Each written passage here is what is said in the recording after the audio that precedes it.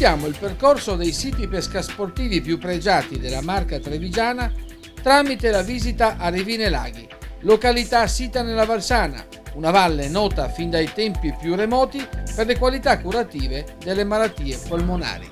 Siamo con Barbara Grava, responsabile dell'ufficio pesca della provincia di Treviso, qui sui due laghi a Revine Lago. La caratteristica del pesce di questi laghi? I laghi di Lago e Santa Maria sono dei laghi ciprinicoli, quindi la popolazione ittica, pur essendo nel tratto a nord della provincia di Treviso, è caratterizzata non da trote, ma da altri pesci come scardole, triotti e carpe.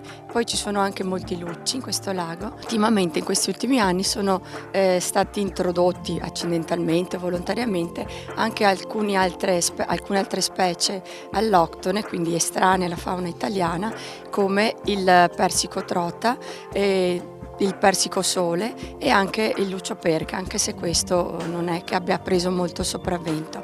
Mentre il persico trota è stato introdotto probabilmente tramite l'utilizzo del pesciolino vivo e si è insediato. È un pesce però che piace molto ai pescatori, infatti d'estate spesso vengono fatte anche diverse gare proprio per la pesca di questa specie.